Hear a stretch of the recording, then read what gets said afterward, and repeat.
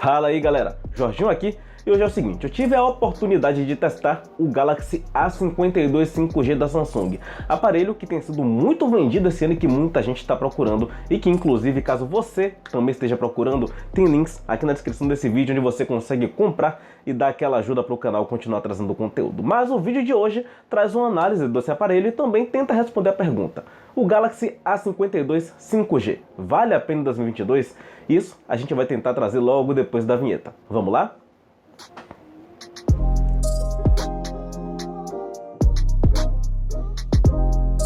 Então galera, estamos pronto, vamos começar com a análise focando na data de lançamento. O aparelho foi lançado em março de 2021, portanto faz pouco mais aí de um ano do seu lançamento. A construção traz alguns cortes para que consiga entregar um bom desempenho e ainda assim um bom preço. Isso é visível principalmente pela parte traseira do aparelho, que é totalmente construído em plástico, apesar de ser realmente bem bonito. O aparelho em si, ele é muito bonito. Na parte da frente, temos vidro com Gorilla Glass 6, o que mostra ali um investimento em qualidade. E na bandeja para chips, que tem aquela borrachinha ali de proteção contra a água. Inclusive, a bandeja cabe em 2 chips, porém é uma bandeja híbrida, ou seja, o segundo chip você tem que escolher entre usar o seu chip ou utilizar um cartão de memória para extensão. Uma parte importante aqui sobre esse aparelho que eu quero falar é sobre a sua proteção contra a água. O aparelho ele traz embarcado a proteção IP67, que garante uma boa proteção contra a água, sendo inclusive suscetível a mergulhos. É claro que você não deve mergulhar o seu aparelho na água, a proteção está ali, mas é somente para casos de extrema necessidade. Outra coisa importante que eu quero trazer aqui para vocês é sobre a necessidade do seu patrocínio. E olha, nem tô falando de dinheiro, tá bom? Tô só pedindo para você que tá aqui vendo esse vídeo que, se possível, aperta o botão do like, aperta o botão para se inscrever no canal e também aperta o sininho que está logo ali ao lado para não ficar de fora de nenhuma novidade que eu trouxer aqui no canal, e tem muita coisa boa para trazer. Continuando com o aparelho, a gente tem uma tela interessante no tamanho, com 6,5 polegadas e também com boa resolução de 1800 por 2400 pixels, o que dá uma ótima nitidez. Realmente as telas da Samsung são diferenciadas e olhando para esse aparelho, usando ele com poucos minutos, dá para você perceber que a tela tem ótima qualidade. O material é um Super AMOLED e a taxa de brilho vai até 800 nits, o que garante uma boa usabilidade ainda que você esteja embaixo de sol forte. A taxa de atualização é um dos destaques desse aparelho, com 120 Hz, que é algo que você encontra hoje em vários dos aparelhos tops de linha, inclusive tem muito aparelho top de linha que nem traz. Então isso aqui é um acerto muito grande da Samsung. Ainda na tela a gente tem o sensor de digital que está embutido na tela, e na parte de cima a gente tem um furo para poder abrigar a câmera frontal do aparelho. Essa câmera frontal é uma câmera de 32 megapixels com números altos, que tem HDR e é capaz de gravar em 4K até 30 quadros por segundo. Esse conjunto é acompanhado por um kit traseiro com câmera de 64 megapixels, que é a principal, uma ultra wide de 12 e uma câmera macro e um sensor de profundidades, ambos de 5 megapixels, ou seja, um kit traseiro bem condizente com celulares intermediários hoje em dia. Como o aparelho foi cedido, as imagens que eu fiz com ele foram feitas no ambiente de loja, que é um ambiente com iluminação controlada, que se assemelha muito a um ambiente comum, porém coberto. As fotos da câmera principal me causaram uma ótima impressão.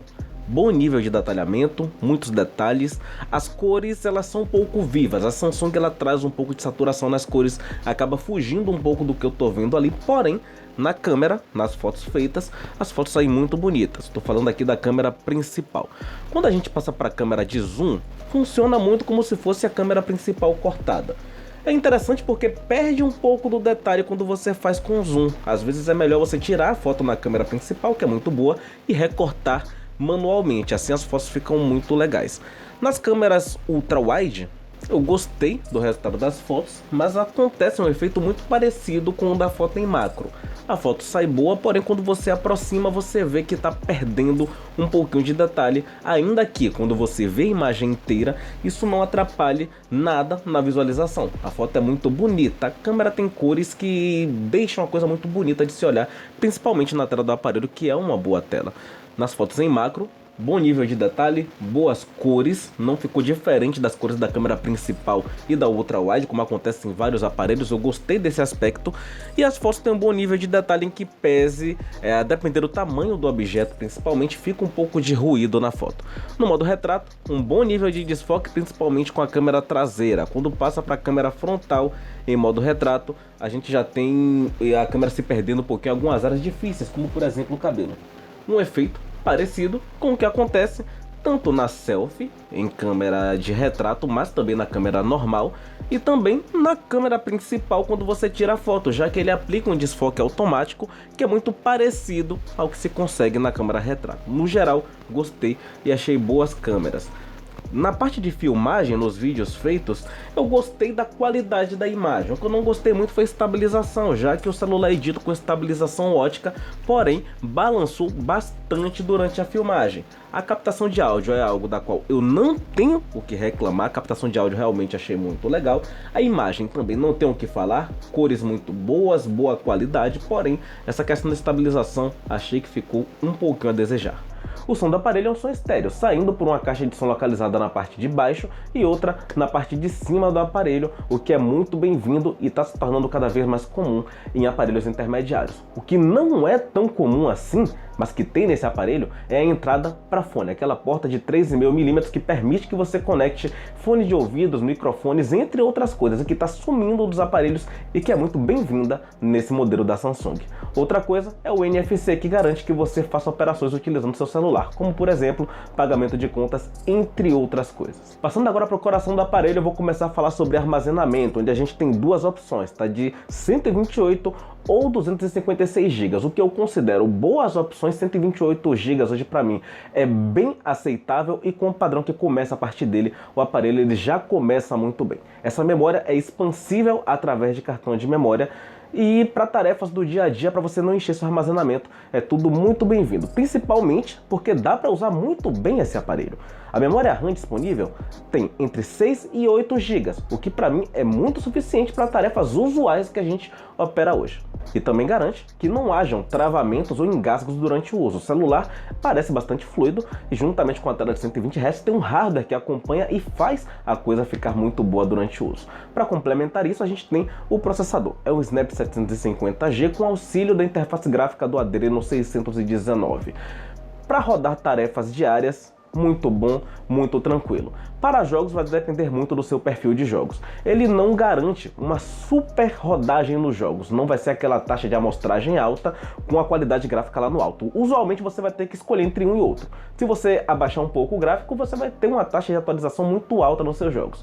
Ou, se você preferir a qualidade visual do jogo, você vai conseguir, porém com a taxa de quadros um pouquinho menor. O 750G é bem potente, mas ainda assim não é um processador top de linha, assim como o aparelho não é desenhado para ser um aparelho top de linha. Ainda assim, no geral, um bom aparelho capaz de fazer muita coisa. É importante também citar a One UI, que é o sistema operacional que a Samsung traz, que tem ajustado muita coisa, está funcionando muito bem, muito lisa, sem bugs, ajuda na fluidez, ajuda na usabilidade do aparelho e ajuda também na longevidade, uma vez que a Samsung está prometendo 4 anos de atualizações para toda a linha A recentemente. Então é um aparelho que dá para você visar, inclusive buscando longevidade no uso.